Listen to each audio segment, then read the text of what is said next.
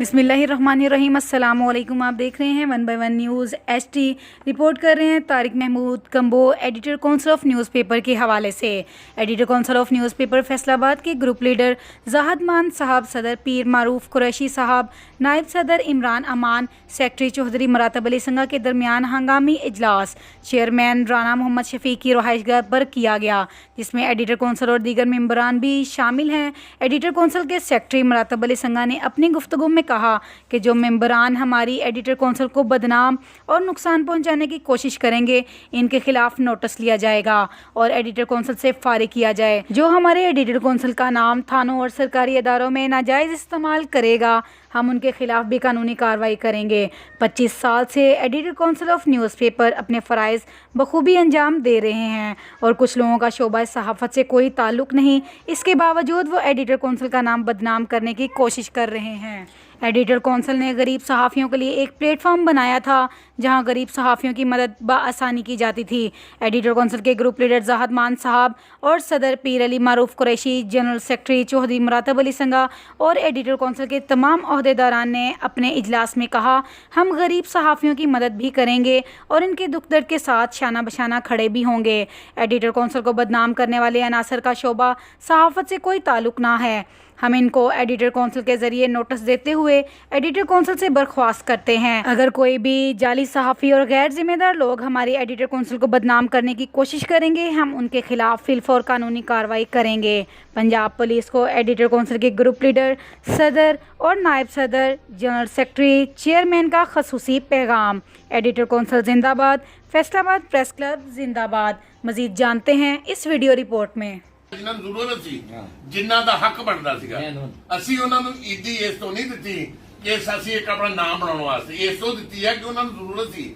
Corona ਚੱਲ ਰਿਹਾ ਸੀ, ਕਿਸੇ ਦਾ ਕਾਰੋਬਾਰ ਨਹੀਂ ਸੀਗਾ, ਸਹਾਫੀ ਐਸੇ ਵੀ ਹੈਗੇ ਜਿਹੜੇ ਹੈਂਡ ਟੂ ਮਾਊਥ ਸਨ।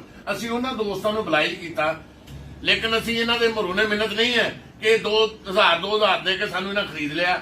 ਇਹ ਸਾਡਾ ਨਾਂ ਜਾ ਕੇ ਥਾਣਿਆਂ 'ਚ, ਕਚਹਿਰੀਆਂ 'ਚ ਦੋਸਤਾਂ ਜਾ ਕੇ ਇਸਤੇਮਾਲ ਕਰਦੇ ਨੇ ਤੇ ਨਾਲ ਸਾਨੂੰ ਬਦਨਾਮ ਕਰਨੇ।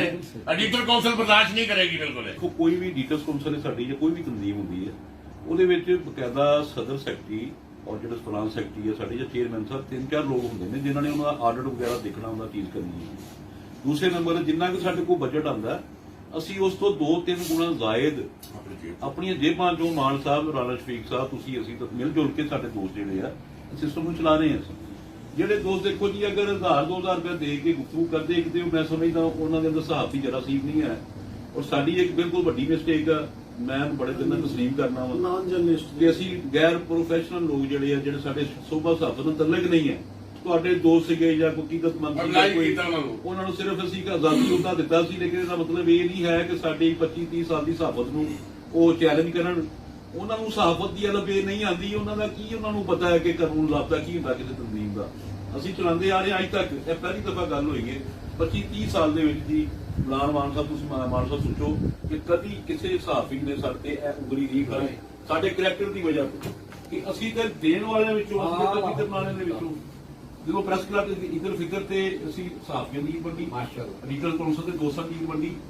ਅਸੀਂ ਜਨਾਬ ਐਕਸਟਰਾ ਆਰਡਰ ਨਹੀਂ, ਮੈਂ ਆਪਣੀ ਕਪੈਸਿਟੀ ਚ ਦਾਦੀ ਸੀ ਵੀ ਮੇਰੇ ਦੋਸਤ ਰਹਿ ਗਏ ਸੀਗੇ, ਉਹਨਾਂ ਨੂੰ ਮੈਂ ਪੈਸੇ ਦਿੱਤੇ। ਮੈਂ ਬਤੌਰ ਸਦਰ ਇਹ ਤਜਵੀਜ਼ ਕਰਦਾ ਮੈਂ ਗਰੁੱਪ ਲੀਡਰ ਸਾਹਿਬ ਨੂੰ, ਚੇਅਰਮੈਨ ਸਾਹਿਬ ਨੂੰ, ਜਨਰਲ ਸੈਕਟਰੀ ਸਾਹਿਬ ਨੂੰ ਕਿ ਜਿਹੜੇ ਵੀ ਬੰਦਿਆਂ ਨੇ ਅਗਰ ਇਸ ਕਿਸਮ ਦੀ ਨਾਜ਼ੇਬਾ ਗੁਫ਼ਤਗੂ ਕੀਤੀ ਹੈ ਜਾਂ ਕਿਰਦਾਰ ਕੁਸ਼ੀ ਕਰ ਰਹੇ ਨੇ ਜਾਂ ਐਡੀਟਰ ਕੌਂਸਲ ਦੇ ਕਾਜ਼ ਨੂੰ ਨੁਕਸਾਨ ਪਹੁੰਚਾ ਰਹੇ ਨੇ ਔਰ ਹੈ ਵੀ ਉਹ ਗੈਰ ਸਹਾਫੀ ਅਨਾਸਰ, ਉਹਨਾਂ ਨੂੰ ਬਿਲਕੁਲ ਐਡੀਟਰ ਕੌਂਸਲ ਤੋਂ ਫਾਰਗ ਕਰਤਾ ਜਾਏ ਔਰ ਉਹਨਾਂ ਦੀ ਜਗ੍ਹਾ ਦੇ ਉੱਤੇ ਕੋਈ ਐਸੇ ਲੋਕਾਂ ਨੂੰ ਸਹਾਫੀਆਂ ਨੂੰ ਲਿਆਇਆ ਜਾਵੇ ਜਿਹੜੇ ਰੀਜ਼ਨੇਬਲ ਲੋਕ ਨੇ, ਜਿਹੜੇ ਸਹਾਫਤ ਨੂੰ ਸਮਝਦੇ।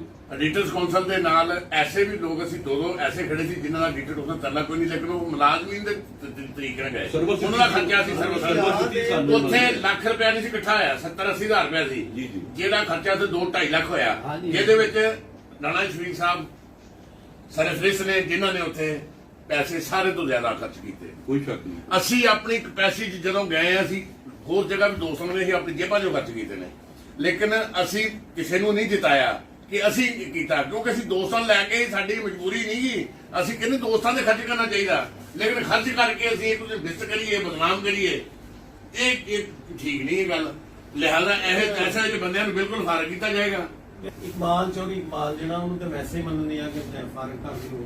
ਠੀਕ ਹੈ ਜੀ। ਬਾਕੀ ਜਿਹੜੇ ਬੰਦੇ ਨੇ ਉਹਨਾਂ ਨੂੰ ਨੋਟਿਸ ਜਾਰੀ ਕਰ ਦਿੱਤੇ ਜਾਣ ਠੀਕ ਹੈ। ਕਿ ਆਇੰਦਾ ਵਾਸਤੇ ਜ਼ਰਾ ਇhtiyਾਤ ਕਰਨ।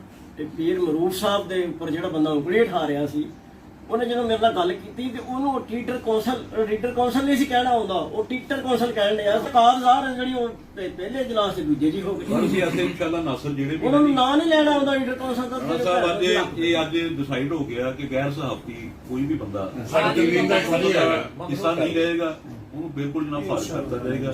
ਸਿਕਿਉਰਿਟੀ ਕਰਨ ਲੱਗੀ ਜਨਾਬ ਗੁਰਪ੍ਰੀਤ ਸਾਹਿਬ, ਚੇਅਰਮੈਨ ਸਾਹਿਬ, ਜਨਰਲ ਸੈਕਟਰੀ ਸਾਹਿਬ ਦੀ ਮੁਸ਼ਾਵਰਤ ਨਾਲ ਕੋਈ ਨਾਰਾਜ਼ ਨਾ ਹੋਵੇ ਕਰਕੇ ਨਾਰਾਜ਼ਗੀ ਦੀ ਗੱਲ ਕੋਈ ਨਹੀਂ ਹੈ। ਜਿਹੜਾ ਬੰਦਾ ਸਹਾਫੀ ਨਹੀਂ ਨਾ, ਉਹ ਸਾਡਾ ਲੀਡਰ ਕੌਂਸਲ ਦਾ ਹਿੱਸਾ ਨਹੀਂ। ਉਹ ਸਾਡਾ ਆਜ਼ਾਦੀ ਉੱਤੇ ਦਾ ਮਤਲਬ ਇਹ ਨਹੀਂ ਹੁੰਦਾ ਕਿ ਸਾਡੇ ਸਿਰ ਦੇ ਉੱਪਰ ਉਹ ਜਨਾਬ ਚੜ੍ਹ ਕੇ ਤੇ ਸਾਡੇ ਉੱਪਰ ਹੀ ਜਨਾਬ ਉਹ ਗੱਲਾਂ ਕਰੇ। ਟੀਚਰ ਸਾਲੇ ਐਸੇ ਨਾਸਰ ਜਿਹੜੇ ਬਿਲਕੁਲ ਸਾਨੂੰ ਜਨਾਬ ਕਾਬਲੇ ਕਬੂਲ ਨਹੀਂ। ਕੁਝ ਲੋਕ ਐਸੇ ਆ ਪੀਰ ਸਾਹਿਬ ਜਿਹੜੇ ਕਹਿੰਦੇ ਆ ਕਿ ਇਹ ਮਤਲਬ ਸਾਡੇ ਵਾਸਤੇ ਬੜਾ ਬੋਝ ਬਣਿਆ ਹੈ। ਅਸੀਂ ਲੀਡਰ ਕੌਂਸਲ ਵਾਲੇ ਸਾਡੇ ਕੋਲ ਪੈਸੇ ਮੰਗਦੇ ਆ, ਸਾਨੂੰ ਇਹ ਕਰਦੇ ਆ।